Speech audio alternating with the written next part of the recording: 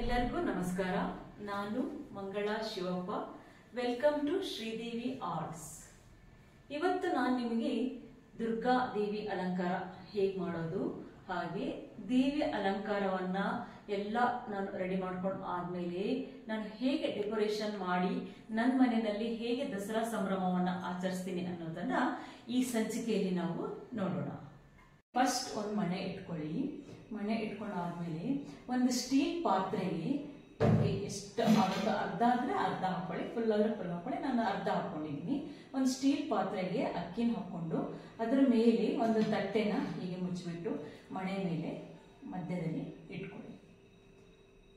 ಇಟ್ಕೊಂಡು ಆದ್ಮೇಲೆ ಈಗ ನಿಮಗೆ ಪಾಟ್ ಮೇಲೆ ಒಂದು ಪಾತ್ರೆ ಇಟ್ಟು, ಅಲ್ಯೂಮಿನಿಯಂ ಪಾತ್ರೆ ಇಟ್ಟು ಅದಕ್ಕೆ ಪೈಪ್ ಇಟ್ಬಿಟ್ಟು ಒಳಗಡೆ ನಾನು ಈಗ ವೈಟ್ ಸಿಮೆಂಟ್ ತುಂಬಿ ಆದ್ಮೇಲೆ ಅದು ಗಟ್ಟಿ ಆದ್ಮೇಲೆ ಈ ರೀತಿ ಗಟ್ಟಿ ಆಗುತ್ತೆ.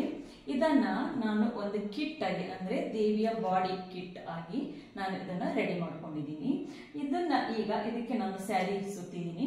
ಸ್ಯಾರಿ ಎಲ್ಲ ಸುತ್ಕೊಂಡು ಒಂದು ಸ್ಟಿಫ್ ಆಗಿ ಒಂದು ಐಡಿಯಲ್ ಇದನ್ನ ಮಾಡ್ಕೊಂಡಿದ್ದೀನಿ.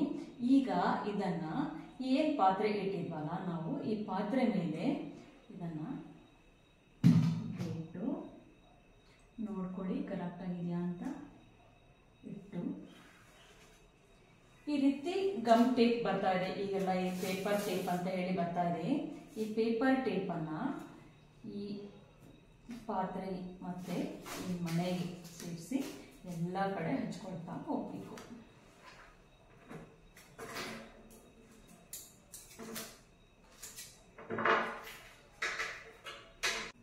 ಈ ರೀತಿ ಪೇಪರ್ ಟೇಪ್ನೆಲ್ಲ ಸುತ್ಕೊಳ್ಳಿ, ಸುತ್ತಲೂ ಸುತ್ಕೊಳ್ಳಿ.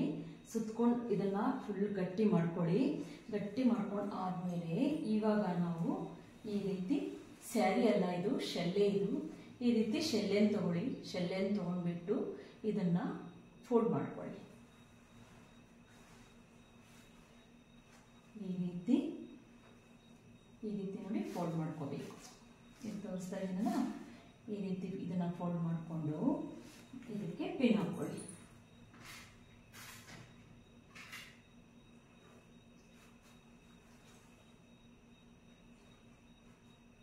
ಸ್ವಲ್ಪ ಒಳಗೆ ತಗೊಳ್ಳಿ.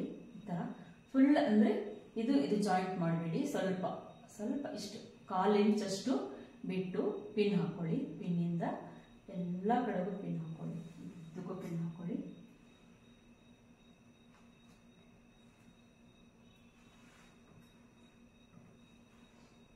ಪಿನ್ ಹಾಕೊಂಡು ಆದ್ಮೇಲೆ ಈಗ ನೋಡಿ, ಇದು ಡಬಲ್ ಮಾಡ್ಕೊಂಡಿದ್ದೀನಿ ನಾನು. ಪಿನ್ ಹಾಕೊಂಡಿದ್ದೀನಿ ಅಲ್ವಾ, ಈಗ ಇಷ್ಟೇ ಸಾಕು. ಬರೀ ಫ್ರಂಟ್ ಮಾತ್ರ, ಮುಂದೆ ಮಾತ್ರ ನಾವು ಎಫೆಕ್ಟ್ ತೋರಿಸ್ಬೇಕಲ್ವಾ. ನೆರಿಗೆ ಲಂಗ ಪೂರ್ತಿ ತೋರಿಸ್ಬೇಕಂತ ಏನೂ ಇಲ್ಲ. ಯಾಕೆಂದ್ರೆ ಹಿಂದ್ಗಡೆ ಶೆಲ್ಲೆ ಬರುತ್ತಲ್ವಾ, ಅಮ್ಮಂಗೆ ಹಿಂದ್ಗಡೆ ಶೆಲ್ಲೆ ಬರೋದ್ರಿಂದ ನಾನು ಮುಂದೆ ಅಷ್ಟೇ ಎಷ್ಟು ನೆರಿಗೆ ಬೇಕೋ ಅಷ್ಟಕ್ಕೆ ಮಾತ್ರ ನಾನು ಇಷ್ಟು ಈ ಬಟ್ಟೆ ಸಾಕು ಅಂತ ಈ ಶೆಲ್ಲೆನ್ ತಗೊಂಡಿದ್ದೀನಿ. ಇದು ಹೀಗೆ ಎಲ್ಲ ಪಿನ್ ಹಾಕೊಂಡು ಆದ್ಮೇಲೆ ಈಗ ಎಡ್ಜ್ ಏನಿರುತ್ತಲ್ಲ, ಈ ಕುಚ್ಚಿರುತ್ತಲ್ಲ, ಈ ಕುಚ್ಚಿಗೆ ನಮ್ಗೆ ಇದಕ್ಕೆ ಅವಶ್ಯಕತೆ ಇಲ್ಲ. ಇದನ್ನ ನೀವು ಎಲ್ಲ ಕಟ್ ಮಾಡಿ ತೆಗೆದ್ಬಿಡಿ.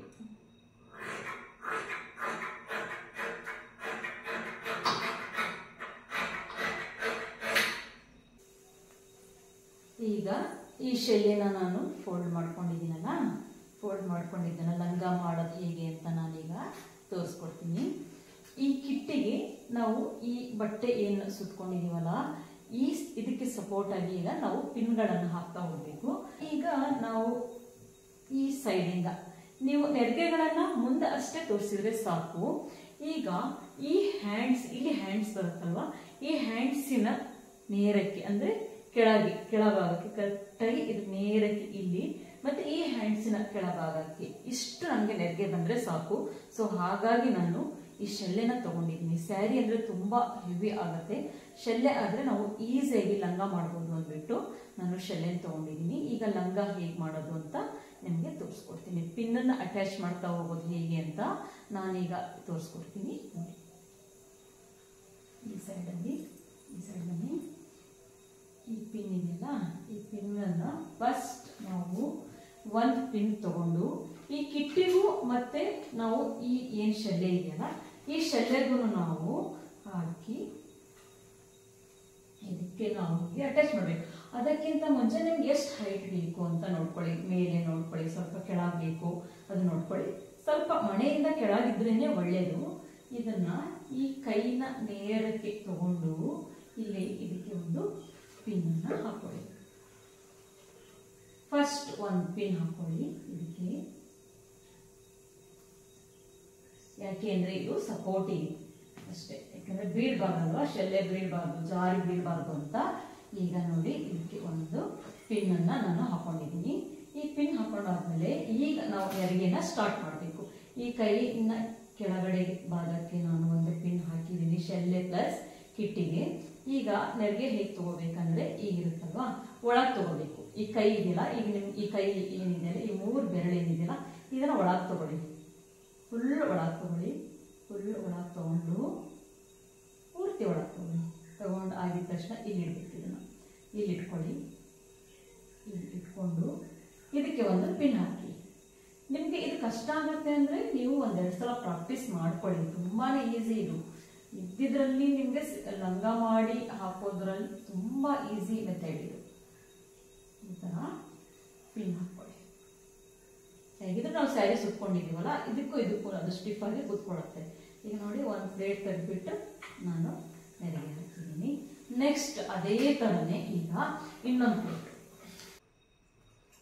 ಈಗ 2, ಇಲ್ಲಿ 3, 4, 5 ನೆರಿಗೆ ಆಯಿತು, 6 ಆಯಿತು. ಈಗ ಅದು ಆದಮೇಲೆ ಲಾಸ್ಟ್ ಏನು ಬಟ್ಟೆ ಉಳಿಯುತ್ತಲ್ಲ, ಇಷ್ಟು ಬಟ್ಟೆ ಉಳಿಯುತ್ತಲ್ಲ, ಇದನ್ನು ಫುಲ್ ಹಿಂದೆ ತಗೊಂಡು ಹೋಗ್ಬಿಟ್ಟು ಫುಲ್ ಬ್ಯಾಕ್ ಇದನ್ನು ಪಿನ್ ಹಾಕಿಬಿಟ್ಟು ಸೆಕ್ಯೂರ್ ಮಾಡಿಬಿಡಿ.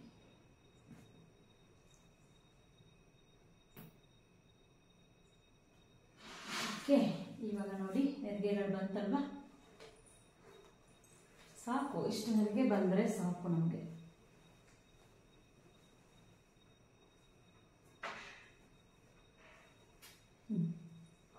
ಈಗ ನೋಡಿ ಎಲ್ಲ ನೆರಿಗೆಗಳೆಲ್ಲ ಬಂದಿದೆ.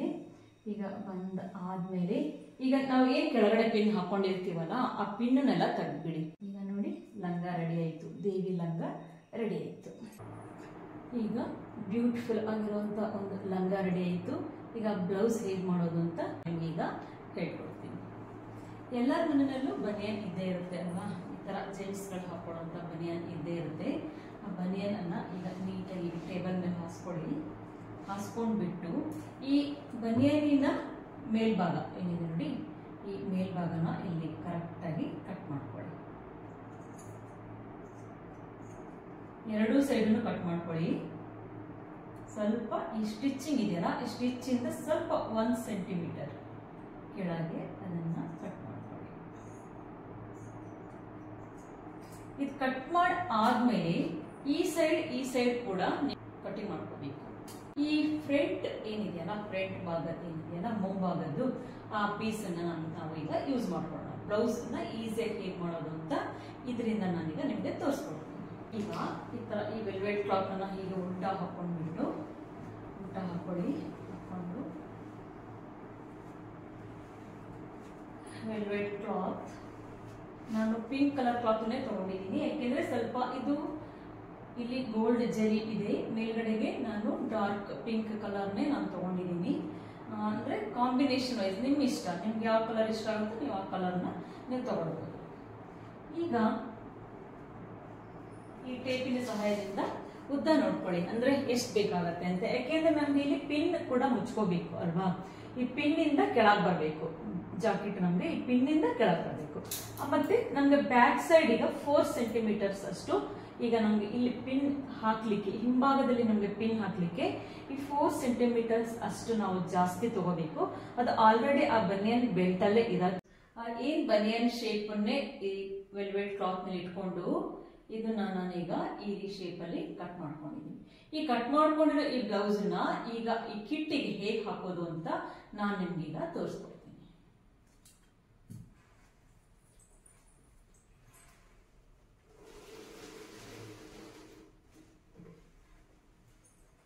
ಈ ಬ್ಲೌಸ್ ಅನ್ನ ಈಗ ಹೀಗೆ ಹಾಕೊಳ್ಳಿ.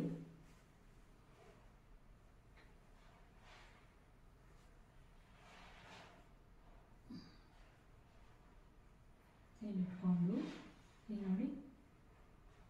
ಬಾಕ್ಸಿನ ಶೇಪ್ ಬಂತು ತಾನೆ. ಈಗ ಬ್ಯಾಕ್ ಸೈಡ್ ಫಸ್ಟ್ ಪಿನ್ ಮಾಡ್ಕೊಳ್ಳಿ. ಏನ್ ಈ ಬೆಲ್ಟ್ ಇದೆಯಲ್ಲ, ಇಲ್ಲಿ ಕಾಣಿಸ್ತಾ ಇದೆಯಲ್ಲ, ಈ ಬೆಲ್ಟ್ ಅನ್ನ ಹಿಂದ್ಗಡೆ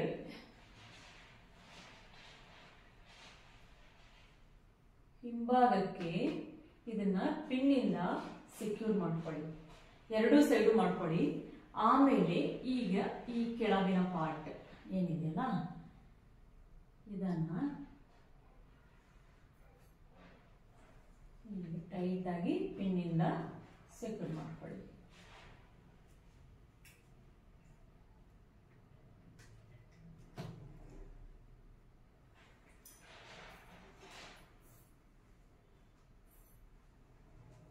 ಹಾಗೆ ಈ ಕೆಳಗಿನ ಭಾಗ ಇದೆಯಲ್ಲ ಇದನ್ನು ಕೂಡ ಕ್ಲೀನಾಗಿ ಪಿನ್ ಹಾಕೊಳ್ಳಿ, ಟೈಟ್ ಮಾಡಿ ಆ ಸ್ಯಾರಿಗೆ ವೆಲ್ವೆಟ್ ಕ್ಲಾತಿಗೂ ಸೇರಿಸ್ಬಿಟ್ಟು ಪಿನ್ ಮಾಡ್ಕೊಳ್ಳಿ. ಪಿನ್ ಈ ಸೈಡ್ ಆದ್ಮೇಲೆ ಈಗ ಈ ಕಡೆ ಸೈಡ್ ಮಾಡಿ, ಸೇಮ್ ಅದೇ ತರ ಆಸ್ ಇಟ್. ಈಗ ಚೆಸ್ಟ್ ಪಾರ್ಟ್ ತೋರಿಸ್ಬೇಕಲ್ವಾ, ಅದಕ್ಕೆ ನಮ್ದು ಸಿಂಪಲ್ ಆಗಿರೋಂಥ ಮೆಥಡ್ ಅಲ್ಲಿ ಈಗ ಚೆಸ್ಟ್ ಪಾರ್ಟ್ ಹೇಗೆ ಮಾಡೋದು ಅಂತ ನಾನು ನಮಗೆ ತೋರಿಸ್ಕೊಡ್ತೀನಿ.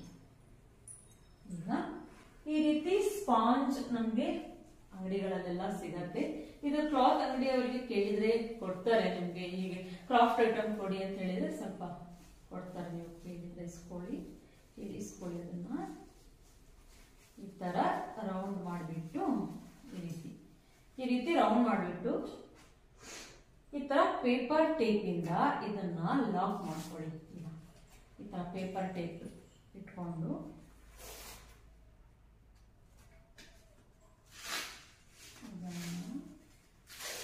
ಈಗ ಸುತ್ತಲೂ ಪೇಪರ್ ಟೇಪ್ ಹಚ್ಚಿ ಇದನ್ನು ಬಾಲ್ ಟೈಪ್ ರೆಡಿ ಮಾಡ್ಕೊಳ್ಳಿ. ಇಷ್ಟೇ.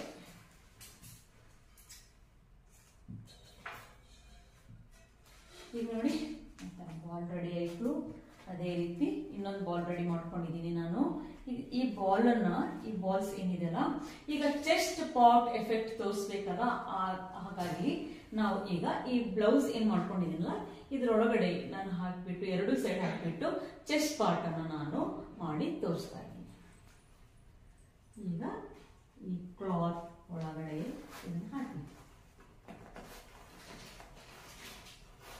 ಈ ಚೆಸ್ಟ್ ಪಾರ್ಟ್ ನಾವು ಮಾಡ್ಕೊಳ್ಳೋದ್ರಿಂದ ಎರಡು ಅಡ್ವಾಂಟೇಜ್ ಏನಂದ್ರೆ, ನಾವು ಹಾಕೋ ಜ್ಯುವೆಲರೀಸ್ ನೀಟಾಗಿ ಅಂಡ್ ಕ್ಲೀನ್ ಆಗಿ ನಮ್ಗೆ ಎಫೆಕ್ಟಿವ್ ಆಗಿ ಕಾಣಿಸುತ್ತೆ. ಹಾಗಾಗಿ ಈ ರೀತಿ, ಮತ್ತೆ ನಾವು ಹೆಣ್ಣಿನ ಒಂದು ಭಂಗಿ ತೋರಿಸ್ಬೇಕಲ್ವಾ, ಹಾಗಾಗಿ ನಾವು ಇದನ್ನ ಈ ರೀತಿ ಒಳಗಡೆ ಸೇರಿಸ್ಕೋಬೇಕು. ಈಗ ನೋಡಿ ಎಷ್ಟು ನೀಟಾಗಿ ಕಾಣಿಸುತ್ತೆ. ಚೆಸ್ಟ್ ಪಾರ್ಟ್ ರೆಡಿ ಆಯ್ತು, ಬ್ಲೌಸ್ ರೆಡಿ ಆಯ್ತು. ಈಗ ಇಲ್ಲಿ ಎಕ್ಸ್ಟ್ರಾ ಕ್ಲಾತ್ ನಿಮ್ಗೆ ಏನಾದ್ರೂ ಕಾಣಿಸ್ತಾ ಇದ್ರೆ ಅದನ್ನ ಪಿನ್ನಿಂದ ನೀವು ನೀಟ್ ಅಂಡ್ ಕ್ಲೀನ್ ಆಗಿ ಅಲ್ಲೇನೆ ನೀವು ನಾಟ್ ಹಾಕೊಳ್ಳಿ. ಈಗ ನೋಡಿ ಬ್ಲೌಸ್ ಈಸ್ ರೆಡಿ, ಲಂಗಾನು ರೆಡಿ ಆಯ್ತು. ಹಾಗೆ ಲಂಗ ಬ್ಲೌಸ್ ಆದ್ಮೇಲೆ ಹ್ಯಾಂಡ್ಸ್ ಹೇಗೆ ಕೂರಿಸೋದು ಅಂತ ನಾನೀಗ ನಿಮ್ಗೆ ತೋರಿಸ್ಕೊಡ್ತೀನಿ. ಈ ರೀತಿ ಹ್ಯಾಂಡ್ಸ್, ರೆಡಿಮೇಡ್ ಹ್ಯಾಂಡ್ಸ್ ಎಲ್ಲ ಸಿಗತ್ತೆ. ಈಗ ಈ ತರ ಗೋಲ್ಡ್ ಹಸ್ತ ಇದೆಯಲ್ಲ, ಇದು ಕೂಡ ಸಿಗತ್ತೆ. ಈ ಗೋಲ್ಡ್ ಹಸ್ತನ ಇದರೊಳಗಡೆ ಕೂರಿಸ್ಕೊಂಡು ಆದ್ಮೇಲೆ ಈ ರಬ್ಬರ್ ಬೆಂಡ್ ಹಾಕೊಂಡು, ಈ ರಬ್ಬರ್ ಬೆಂಡ್ ಇಂದ ಇದನ್ನ ಹೀಗೆ ಈ ಗೋಲ್ಡ್ ಹ್ಯಾಂಡ್ಸ್ ಮತ್ತೆ ಈ ಫೋಮ್ ಇದೆಯಲ್ಲ, ಈ ಹ್ಯಾಂಡ್ಸ್ ಅನ್ನ, ಈ ಫರ್ ಕ್ಲಾತ್ ಇರುವಂತ ಹ್ಯಾಂಡ್ಸ್ ಅನ್ನ ಈಗ ರಬ್ಬರ್ ಬ್ಯಾಂಡ್ ಹಾಕಿ ಸೆಕ್ಯೂರ್ ಮಾಡ್ಕೊಳ್ಳಿ. ನೋಡಿ ಗಟ್ಟಿ ಆಯ್ತು ಅಲ್ವಾ. ಈ ತರ ಹಾಕೊಂಡ್ ಆದ್ಮೇಲೆ ಈಗ ನಾವು ಇದನ್ನ ಕರೆಕ್ಟ್ ಆಗಿ ಇಲ್ಲಿ ಇಟ್ಬಿಟ್ಟು ಈಗ ಸೂಜಿ ದಾರದಿಂದ ನಾವು ಇದನ್ನ ಫಸ್ಟ್ ನಾಟ್ ಮಾಡ್ಕೋಬೇಕು, ನಾಟ್ ಹಾಕೋಬೇಕು. ಇಟ್ಕೊಂಡು ನೋಡ್ಕೊಂಡು ಈಗ ಸೂಜಿ ದಾರದಿಂದ ಇದನ್ನ ನಾನು ಈಗ ಹೊಲ್ಬಿಡ್ತೀನಿ.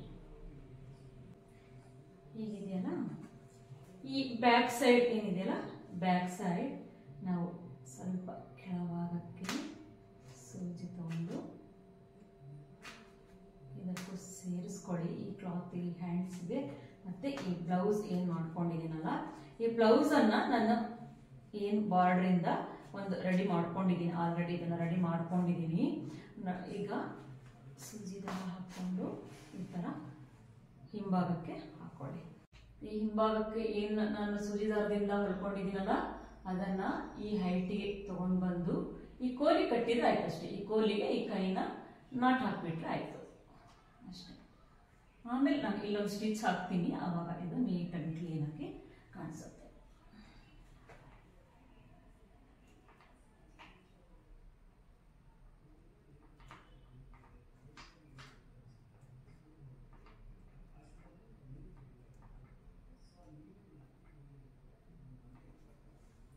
ಒಂದು ಸ್ಟಿಚ್ ಹಾಕೊಂಡಿದ್ದೀನಿ. ಈಗ ಈ ರೀತಿ ಕಾಟನ್ ದಪ್ಪ ದಾರದಿಂದ ಈಗ ನಾವು ಇಲ್ಲಿ ಈ ಬಾಡಿ ಪಾರ್ಟ್ ಏನು ಮಾಡಿದ್ದೀನಲ್ಲ, ಈ ಬಾಡಿ ಪಾರ್ಟ್ ಇಂದ ಈ ಪಾರ್ಟ್ ಇಂದ ಈ ಹ್ಯಾಂಡ್ಸಿಗೆ ನಾವೀಗ ಸ್ಟಿಚ್ ಮಾಡಬೇಕು. ಸ್ವಲ್ಪ ಆದಷ್ಟು ಹಿಂದೆನೆ ತಗೊಳ್ಳಿ, ಮುಂದೆ ದಾರ ಬಂದಿದ್ದು ಕಾಣಿಸ್ಬಾರ್ದು. ಸೊ ಈ ಥರ ನೋಡಿ, ಹಿಂಗೆ ಸೈಡಿಗೆ ಈ ಕೈ ನೇರಕ್ಕೇನೆ ತಗೊಂಡು ಆಮೇಲೆ ಇದನ್ನ ತಗೊಳ್ಳಿ, ತಗೊಂಡು ಒಂದು ನಾಟ್ ಹಾಕೊಂಡ್ರಿ ಈ ಥರ. ಈ ಟೈಪ್ ಎಳೆದ್ಬಿಟ್ಟು ನೀಟಾಗಿ ಟೈಟಾಗಿ ಒಂದು ನಾಟ್ ಹಾಕೊಳ್ಳಿ. ಈಗ ದಾರದ ಸಹಾಯದಿಂದ ಸೂಜಿ ದಾರ ಹಾಕೊಂಡು ನಾನು ಈಗ ಈ ಕೈನ ಇಲ್ಲಿ ಸ್ಟಿಚ್ ಮಾಡಿದ್ದೀನಿ. ಇಲ್ಲಿ ಕೂಡ ಸ್ಟಿಚ್ ಮಾಡಿದ್ದೀನಿ. ಇಲ್ಲಿ ದಾರ ಕಾಣಿಸುತ್ತೆ ನೋಡಿ, ನಾನು ಸ್ಟಿಚ್ ಮಾಡ್ಕೊಂಡಿದ್ದೀನಿ. ಇದಕ್ಕೆ ಸಪೋರ್ಟ್ ಕೊಟ್ಕೊಂಡು ನಾನು ಈ ಹ್ಯಾಂಡ್ಸ್ ಎರಡನ್ನೂ ಸ್ಟಿಚ್ ಮಾಡಿ ಆದ್ಮೇಲೆ ಈಗ ಈಗ ಈ ಡಾಬನ್ನ ಹೇಗೆ ಕೂರಿಸೋದು ಅಂತ ನಾನು ನಿಮಗೆ ತೋರಿಸ್ಕೊಡ್ತೀನಿ. ಈ ಡಾಬಿಗೆ ಫಸ್ಟ್ ನೀವು ಈ ಥರ ರಬ್ಬರ್ ಬ್ಯಾಂಡ್ ಹಾಕೊಳ್ಳಿ. ಈ ಥರ ನೋಡಿ, 2 ರಬ್ಬರ್ ಬ್ಯಾಂಡ್ ಹಾಕೊಂಡಿದ್ದೀನಿ ನಾನು. ಈ ಥರ ರಬ್ಬರ್ ಬ್ಯಾಂಡ್ ಹಾಕೊಂಡು ಆದ್ಮೇಲೆ ಈಗ ತಗೊಂಡು ಹಿಂದ್ಗಡೆ ತಗೊಂಡು ಈ ಪಾರ್ಟ್ ಅನ್ನ ಈ ರಬ್ಬರ್ ಬ್ಯಾಂಡ್ ಹಾಕಿರೋದ್ರ ಒಳಗಡೆ ನಾವು ಹೀಗೆ ತೋರಿಸ್ಬಿಟ್ರೆ ಆಯ್ತು. ಇಲ್ಲಿ ಮುಂದ್ಗಡೆ ನಾವಿಲ್ಲ, ಇದನ್ನು ಸ್ವಲ್ಪ ಹೀಗೆ ಸರಿ ಮಾಡ್ಕೊಳ್ಬೇಕು. ದೇವಿಗೆ ಕೈ ಕೂರಿಸಿದ್ದಾಯ್ತು, ಡಾಬ್ ಹಾಕಿದ್ದಾಯ್ತು. ಈಗ ಡಾಬ್ ಹಾಕಿ ಆದ್ಮೇಲೆ ಈಗ ಕಾಣಿಸುತ್ತೆ ಮತ್ತೆ ಈ ಥ್ರೆಡ್ಗಳನ್ನೆಲ್ಲ ಸರಿ ಮಾಡ್ಕೊಳ್ಳಿ.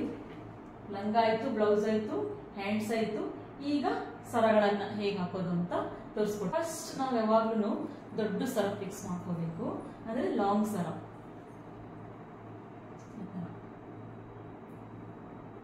ಈ ತರ ಹಾಕೊಳ್ಳಿ. ಪಿನ್ನಿನ ಸಹಾಯದಿಂದ ಬೇಕಾದ್ರೂ ಹಾಕೊಳ್ಳಿ, ನೀವು ಸ್ಟಿಚ್ ಬೇಕಾದ್ರೂ ಮಾಡ್ಕೊಳ್ಬಹುದು. ನಾನೀಗ ಪಿನ್ನಿನ ಸಹಾಯದಿಂದ ನಿಮ್ಗೆ ಸರ ಹೇಗೆ ಫಿಕ್ಸ್ ಮಾಡೋದು ಅಂತ ತೋರಿಸ್ಕೊಡ್ತಾ ಇದ್ದೀನಿ. ಈಗಿಲ್ಲ ಜಸ್ಟ್ ಇದು ಏನ್ ಬ್ಲೌಸ್ ಹಾಕೊಂಡಿದೀವಲ್ಲ ಇದಕ್ಕೆ ನಾಟ್ ಹಾಕೊಂಡ್ರೆ ಆಯ್ತು ಇಷ್ಟು. ಪಿನ್ನಿನ ಸಹಾಯದಿಂದ ಇದನ್ನ ಲಾಕ್ ಮಾಡ್ಕೊಂಡ್ರೆ ಆಯ್ತು. ಹಾಗೇನೆ ಈ ಕಡೆ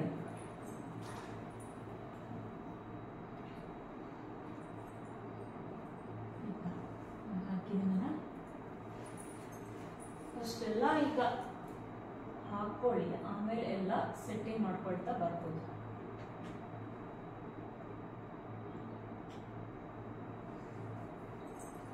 ಹೀಗೆ ಒಂದು ಸರ ಹಾಕೊಂಡಿದ್ದೀನಿ. ಈಗ ಜ್ಯುವೆಲ್ಸ್ಗಳನ್ನೆಲ್ಲ ಸೆಟ್ ಮಾಡ್ಕೊಂಡಾಯ್ತು. ಈಗ ನೋಡಿ ಹೇಳಿದ್ನಲ್ಲ, ಆದಷ್ಟು ನೀವು ಅಗಲವಾಗಿರೋ ಸರ ತಗೊಂಡ್ರೆ ಅದು ಫಿನಿಶಿಂಗ್ ನೀಟ್ ಅಂಡ್ ಕ್ಲೀನ್ ಆಗಿ ಬರುತ್ತೆ. ಅದಾದ್ಮೇಲೆ ಈಗ ಮುಖನ ಕೂರಿಸೋಣ. ಈ ರೀತಿ ನಾನು ದುರ್ಗೆ ಮುಖವನ್ನು ತಗೊಂಡಿದ್ದೀನಿ. ಇದನ್ನ ಈಗ ಈ ಏನ್ ರೆಡಿ ಮಾಡ್ಕೊಂಡಿದ್ದೀನಲ್ಲ ಈ ಕಿಟ್ಟಿಗೆ ಈಗ ನಾನು ಇದನ್ನ ಈ ಮೂರ್ತಿಯನ್ನ ಈ ಮುಖವಾಡವನ್ನ ಕೂರಿಸ್ತೀನಿ. ಈ ಪೈಪಿಗೆ ನೀವು ಕಟ್ಟೋದಕ್ಕಿಂತ ಫಸ್ಟ್ ನೋಡ್ಕೊಳ್ಳಿ ಎಲ್ಲಿ ಕಟ್ಟಬೇಕು ಅಂತ. ಕ್ಲೀನಾಗಿ ಇಟ್ಕೊಂಡು ನೋಡಿ, ಈಗ ಎಷ್ಟು ಚೆನ್ನಾಗಿ ಕಾಣಿಸ್ತಾ ಇದೆ. ಈಗ ಕಟ್ಟೋದಕ್ಕಿಂತ ಮುಂಚೆ ನಾವೇನ್ ಮಾಡ್ಬೇಕಂದ್ರೆ ಈ ರೀತಿ ಡಬಲ್ ಸೈಡೆಡ್ ಗಮ್ ಟೇಪ್ ಬರುತ್ತಲ್ವಾ, ಈ ತರ ಡಬಲ್ ಸೈಡೆಡ್ ಗಮ್ ಟೇಪ್ ಅನ್ನ ನಾವು ಇಲ್ಲಿ ಮೇಲ್ಗಡೆ ಅಂಟಿಸ್ಕೋಬೇಕು. ಅಂಟಿಸ್ಕೊಂಡು ಆದ್ಮೇಲೆ ಈ ಮುಖ ಏನಿದೆ ಇಟ್ಬಿಟ್ಟು ಆ ಡಬಲ್ ಸೈಡೆಡ್ ಗಮ್ ಟೇಪ್ ಏನ್ ನೀವು ಹಚ್ಕೊಂಡಿದ್ದೀರಲ್ಲ ಆ ಡಬಲ್ ಸೈಡೆಡ್ ಗಮ್ ಟೇಪ್ ಮೇಲೆ ಈ ದಾರನ ಕಟ್ಕೊಂಡ್ರೆ ಅವಾಗ ಈ ದೇವಿ ಮುಖ ಅಲ್ಗಾಡೋದಿಲ್ಲ, ಸ್ಟಿಫ್ ಆಗಿ ಬರುತ್ತೆ. ಈ ಮುಖ ಏನಿದೆಯಲ್ಲ ಅಲ್ಗಾಡೋದಿಲ್ಲ. ಆ ಗಮ್ಮಿನ್ ಟೇಪ್ಗೆ ಇದು ಫಿಕ್ಸ್ ಆಗಿ ಗಟ್ಟಿಯಾಗಿ ಕೂತ್ಬಿಡುತ್ತೆ. ಈಗ ನೋಡಿ ಎಷ್ಟು ಚೆನ್ನಾಗಿ ಕಾಣಿಸ್ತಾ ಇದೆ ಅಂತ. ಮುಖ ಮುಖವನ್ನು ಕೂರಿಸ್ಕೊಂಡು ಆದ್ಮೇಲೆ ಈಗ ನಾನು ಇದಕ್ಕೆ ಹಾರಗಳನ್ನು ಹೇಗೆ ಕೂರಿಸೋದು ಅಂತ ತೋರಿಸ್ಕೊಡ್ತೀನಿ.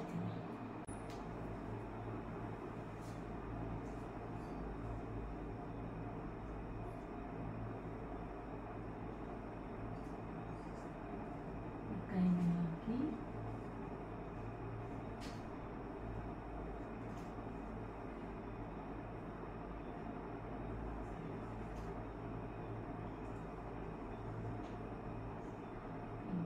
ಹಾಕೊಳ್ಳಿ. ಓಕೆ, ಇದೊಂದು ಹಾರ ತೋರಿಸ್ತೀನಿ. ಈಗ ಇನ್ನೊಂದು ಹಾರ ತೋರಿಸ್ತೀನಿ ನಿಮಗೆ. ಇದು ಕೂಡ ನಾನೇ ಮಾಡಿರೋವಂಥ ಒಂದು ಆರ್ಟಿಫಿಷಿಯಲ್ ಹಾರ. ಇದನ್ನ ನಾನು ರುದ್ರಾಕ್ಷಿ ಹಾರ ಅಂತ ಹೇಳಿಬಿಟ್ಟು ಇದನ್ನು ಒಂದು ಮಾಡ್ಕೊಂಡಿದ್ದೀನಿ. ಈ ಹಾರಗಳನ್ನು ನೀವು ನೋಡಬೇಕು ಅಂದರೆ ಮುಂದಿನ ಎಪಿಸೋಡಲ್ಲಿ ನಾನು ಈ ಹಾರನ ಹೇಗೆ ಮಾಡೋದು ಅಂತ ನಿಮಗೆ ತೋರಿಸ್ಕೊಡ್ತೀನಿ. ಅದಕ್ಕಿಂತ ಮೊದಲು ನೀವು ನನ್ನ ಚಾನಲನ್ನು ಸಬ್ಸ್ಕ್ರೈಬ್ ಮಾಡ್ಕೊಳ್ಳಿ. ನೀವು ನನ್ನ ಚಾನಲ್ ಸಬ್ಸ್ಕ್ರೈಬ್ ಮಾಡಿಕೊಂಡ್ರೆ ನಾನು ಏನೇನು ಆರ್ಟ್ ಐಟಮ್ಸ್ ಮಾಡ್ತೀನಿ ಅಂತ ಎಲ್ಲ ನೀವು ನನ್ನ ಚಾನಲ್ನಲ್ಲಿ ನೋಡ್ಬೋದು. ಪ್ಲೀಸ್ ಬೇಗನೆ ಸಬ್ಸ್ಕ್ರೈಬ್ ಮಾಡ್ಕೊಳ್ಳಿ. ಓಕೆ, ಈಗ ಈ ಹಾರನ ಈ ಉಲ್ಲನ್ ಮಾಲ ಮಾಡ್ಕೊಂಡಿದ್ದೀನಲ್ಲ, ಈ ಕೈ ಒಳಗಡೆನೆ ತಂದು, ಇಲ್ಲಿ ನೋಡಿ ಕೈ ಕಾಣಿಸುತ್ತಲ್ವ, ಇದ್ರ ಒಳಗಡೆನೆ ತಂದು ಇದನ್ನ ನಾನೇನು ನಾಟ್ ಹಾಕಿಲ್ಲ, ಸುಮ್ಮನೆ ಜಸ್ಟ್ ಹಾಗೇನೆ ನಾನು ಇಟ್ಟಿದ್ದೀನಿ. ಇದನ್ನ ಇಲ್ಲಿ ಇಟ್ಟಿದ್ದೀನಿ.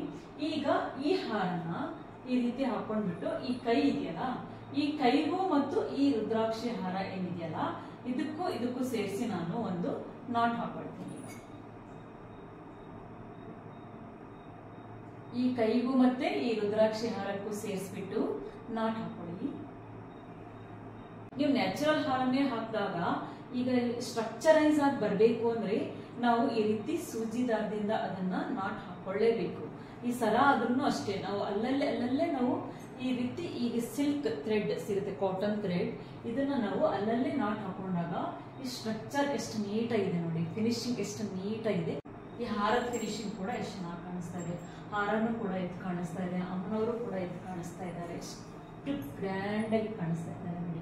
ಈಗ ದುರ್ಗಾ ಮಾತೆ ಎದ್ದು ಬರ್ತಾ ಇದ್ದಾಳೆ ಅನ್ನೋ ಹಾಗೆ ಕಾಣಿಸ್ತಾ ಇದೆ. ಈಗ ಈ ಮುಖದ ಹಿಂಭಾಗದಲ್ಲಿ ಈ ಏನ್ ಚಕ್ರ ಇದೆಯಲ್ಲ, ಈ ಚಕ್ರನೊಂದು ಕೂರಿಸೋಣ. ಇದು ಕೂಡ ಒಂದು ಚೆನ್ನಾಗಿ ಕಾಣಿಸುತ್ತೆ, ಇದು ಹಾಕಿದ್ರೆ ಚೆನ್ನಾಗಿ ಕಾಣಿಸುತ್ತೆ. ಈಗ ಇದನ್ನ ಹಾಕಿಬಿಟ್ಟು ತೋರಿಸ್ತೀನಿ ನೋಡಿ. ಹೀಗೆ ತಗೊಂಡು ಈ ಹಾರನ ಸ್ವಲ್ಪ ಕೈಯಿಂದ ಹಿಂದಕ್ಕೆ ಮಾಡ್ಕೊಳ್ಳಿ. ಈಗ ನೋಡಿ ಅಮ್ಮನವರು ಎಷ್ಟು ಚೆನ್ನಾಗಿ ಕಾಣಿಸ್ತಾ ಇದ್ದಾರೆ.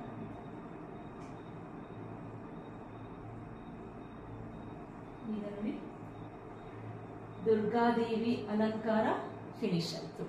ಈಗ ಅಮ್ಮನವರಿಗೆ ಬ್ಯಾಕ್ ಸೈಡ್ ಅಲ್ಲಿ ನಾನು ಒಂದು ಶೆಲ್ಲೆನ ಹಾಕ್ತೀನಿ. ಅದ ಶೆಲ್ಲೆ ಹಾಕಿ ಆದ್ಮೇಲೆ ಈ ಅಲಂಕಾರ ಪರಿಪೂರ್ಣ ಆಯ್ತು. ಈಗ ಡೆಕೋರೇಷನ್ ಕ್ಲಾತ್ ಎಲ್ಲ ಬರ್ತದೆ, ಡೆಕೋರೇಷನ್ ನೆಟ್ ಕ್ಲಾತ್ ಬರ್ತಾ ಇದೆ, ಕಾರ್ ಡೆಕೋರೇಷನ್ಗೆಲ್ಲ ನೆಟ್ ಕ್ಲಾತ್ ಬರುತ್ತಲ್ಲ, ಆ ನೆಟ್ ಕ್ಲಾತ್ ನಾನು ತಗೊಂಡಿದ್ದೀನಿ. ಇದನ್ನ ಹೀಗೆ ಸಮವಾಗಿ ಮಡ್ಚ್ಕೊಂಡಿದ್ದೀನಿ. ಎರಡು ಅಂದ್ರೆ ಈಕ್ವಲ್ ಆಗಿ ಬರಬೇಕು.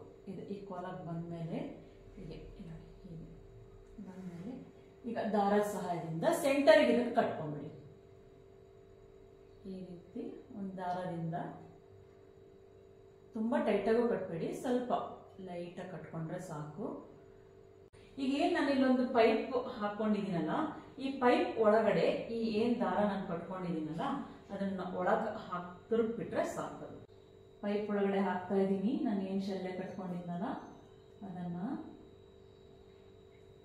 ಜಸ್ಟ್ ನೋಡಿ ಪೈಪ್ ಒಳಗಡೆ ತೋರಿಸ್ಬಿಟ್ರೆ ಆಯ್ತು. ಆಮೇಲೆ ಉಳ್ಕಿರೋ ಏನು ಈ ನೆಟ್ ಕ್ಲಾತ್ ಶೆಲ್ಲೆ ಅಂತ ನಾನು ಏನ್ ಮಾಡ್ಕೊಂಡಿದ್ದೀನಲ್ಲ ಇದನ್ನ ಜಸ್ಟ್ ಹೀಗೆ ಹರಡ್ಬಿಟ್ರೆ ಆಯ್ತು ಅಷ್ಟೇ.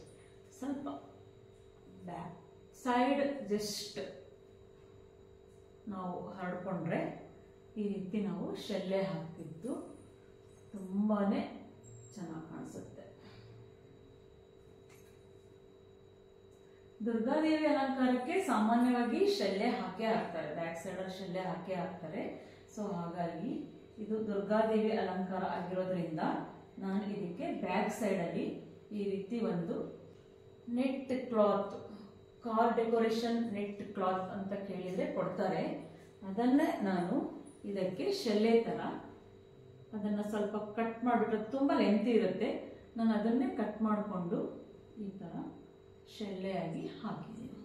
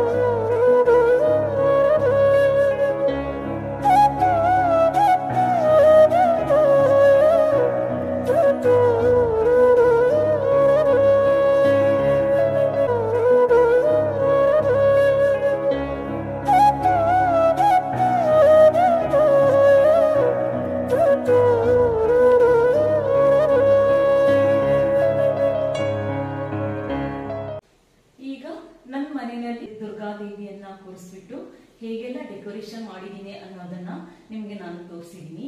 ನಾನು ಮಾಡಿರೋ ಆರ್ಟ್ ಆಗಿರ್ಬೋದು, ದೇವಿ ಹೇಳ್ಕೊಟ್ಟಿರೋ ರೀತಿ ಆಗಿರ್ಬೋದು, ನಾನು ಮಾಡಿರೋ ಅಂತ ಎಲ್ಲ ಕ್ರಿಯೇಟಿವ್ ಆರ್ಟ್ಸ್ಗಳು ನಿಮ್ಗೆ ಇಷ್ಟವಾಗಿದ್ರೆ ಲೈಕ್ ಮಾಡಿ, ಶೇರ್ ಮಾಡಿ, ಕಮೆಂಟ್ ಮಾಡಿ. ಹಾಗೇನೆ ನನ್ನ ಚಾನಲ್ನ ಸಬ್ಸ್ಕ್ರೈಬ್ ಮಾಡ್ಕೊಳ್ಳಿ ಅಂತ ನಿಮ್ಮಲ್ಲಿ ಕೇಳ್ಕೊತೀನಿ. ಮತ್ತೊಮ್ಮೆ ನಿಮ್ಮೆಲ್ಲರಿಗೂ ದಸರಾ ಹಬ್ಬದ ಹಾರ್ದಿಕ ಶುಭಾಶಯಗಳು. ಆ ದುರ್ಗಾ ಮಾತೆ ನಿಮ್ಮೆಲ್ಲರಿಗೂ ಒಳ್ಳೇದು ಮಾಡಲಿ ಅಂತ ಪ್ರಾರ್ಥಿಸ್ಕೊಳ್ತೀನಿ. ಹಾಗೇನೆ ಇಷ್ಟೊತ್ತು ನೀವು ನನ್ನ ವಿಡಿಯೋನ ವಾಚ್ ಮಾಡಿದ್ದಕ್ಕಾಗಿ ನಿಮಗೆಲ್ಲರಿಗೂ ಕೂಡ ಧನ್ಯವಾದಗಳನ್ನು ಹೇಳ್ತೀನಿ.